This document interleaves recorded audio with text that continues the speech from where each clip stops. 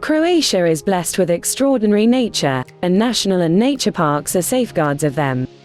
Plitvice Lakes, Krka, Kornati are just some of them. Thanks to nature protection for decades, these protected areas are preserved from development. Furthermore, they offer tourist infrastructure and the possibility to see some of the most exciting places in Croatia. 8 national parks that annually draw over 4 million visitors are inviting you to discover them yourself. When looking at the level of biodiversity, Croatia belongs to the richest European countries, with over 38,000 species, more than 1,000 of them endemic. Croatia is the 3rd country in Europe in terms of the ratio of surface and number of flora species and the 8th country in Europe when it comes to the diversity of mammal species. Out of 5 large carnivore species living in Europe, 3 species can be found in Croatia: wolf, lynx and brown bear. Croatia boasts 8 national parks. Based on IUCN categories, Croatian national parks have a high level of protection. Basic rules of conduct are prescribed: do not harm nature, camp, make fire, etc. Each park also has its own rules, so follow the instructions. Entrance fees in national parks vary widely, ranging from €4 to several €100 for luxury boats in Kornati. The most popular, like Plitvice Lakes, Krka and Brijuni, are more expensive, while others, like Northern Velebit, are cheaper.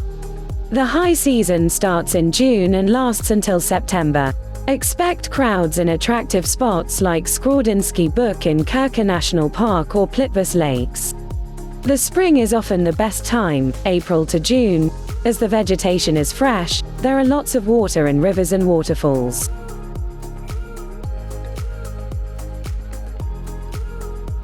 A blend of modern times and classic, pristine nature and safari, hotels and exclusive villas, Brijuni are the most unusual of all national parks in Croatia.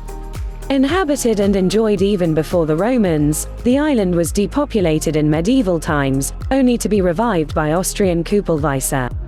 He transformed it into an elite destination for aristocracy and celebrities that continued even to the days of Yugoslav President Tito. Brijuni became his residency, where many other presidents, prime ministers and aristocracy visited. Today, nature is mainly preserved, at place intact, especially in the smaller islands. The visit to the Brijuni begins at Fazana near Pula, where you take a boat. Visitors can find a range of activities, from organized tours to exploring the park by themselves with a bicycle or an electric car. It is possible to stay in hotels, and you have much more time to explore. The highest part of Gorski Kotar region, Risnjak National Park, is one of the wildest parts of Croatia. It encompasses dense beech and fir forest, showered by rain and snow, having highest precipitation in Croatia. It is home to the wolf, lynx, bear, and other mountain animals. Risnjak is traditionally popular among the Croatian hiking population but less for foreigners. Several excellent trails are worth a single day or, even better, hiking to the summit of Veliki Risnjak, staying in a mountain hut overnight, and returning the next day. The mountain summit offers excellent views on all sides, including the Adriatic Sea and Alps, on a clear day. Another main attraction is Leska Valley, situated close to the entrance point. The circular trail is also an educational guide with panels that will teach you about the park's life, geology, forest and other phenomena. Accommodation is possible in a mountain hut beneath the Veliki Risnjak summit or nearby villages. Plitvice Lakes are undoubtedly the most famous national park in Croatia. The images of glistening waterfalls tumbling down to the emerald and clear lakes are world known. The 16 bigger and much smaller lakes crush one into another in a series of cascades, thanks to the tufa barriers. The lakes are encompassed by a dense beech and fir forest. Some parts are true primary forests like Čorkova Uvala. The park lies on the old Lika Road and is easily accessible from various sides. Needless to say, the ticket price is high, but it is really worth every cent. 18 kilometers of wooden footbridges and earth paths will lead you to the most intimate parts of the lakes and waterfalls. The white electric boat will silently glide across the larger lakes, and an electric train will transport you from one end to the other. There are several walking circuits. Smaller ones will take at least 2 to 3 hours. Don't just run. Enjoy nature.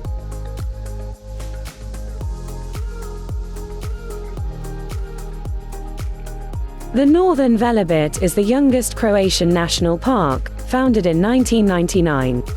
The park is vast, protecting one of the wildest parts of Croatia, wild predators and spectacular geologic formations. The park offers excellent hiking, with jaw-dropping views of the Adriatic coast and the striking mountain landscape, a mosaic of forests, grasslands and rocks. If you are lucky, you can glimpse big predators. Fear not. They are not dangerous. The park's headquarters is in Krasno village. You can stay in the Zavazan Mountains hut or the Rossi shelter.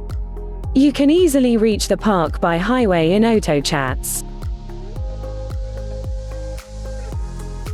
Scattered like yellow-gray pearls in the middle of the Adriatic, Kornati is the most densely spread archipelago in the entire Mediterranean, featuring around 150 islands, islets and rocks. The islands and islets are almost entirely uninhabited and also barren. The boats are obviously the only way to experience this park. Nautical tourists are privileged, as they can explore the archipelago. You'll need a valid ticket to sail through the national park. The price range from €20 for the smallest boat off-season to €100 for boats longer than 11 meters in high season. The rest of visitors are confined to organized boat tours for a day trip. Unlike the Kornati, Krka National Park near Šibenik city is easily approached from various sides. Still, the main focus point is Skradinski Buk. This is the longest uninterrupted cascade in Europe, 800 meters long, with glittering falls and small lakes in between.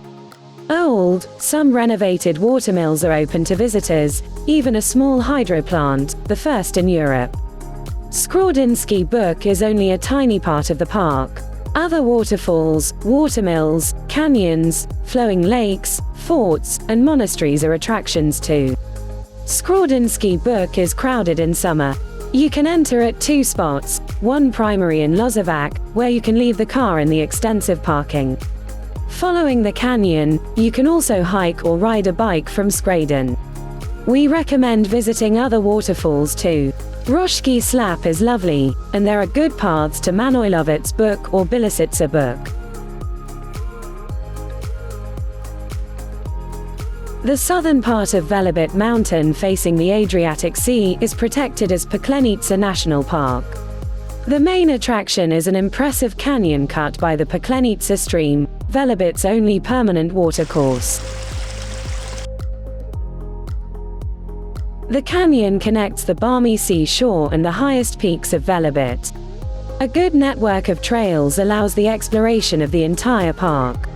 Forests are also fascinating, where bears and lynx freely roam. You can sleep in a mountain hut if you spend more days. There are several mountain shelters in the upper parts of the mountain, free of charge but with basic accommodation.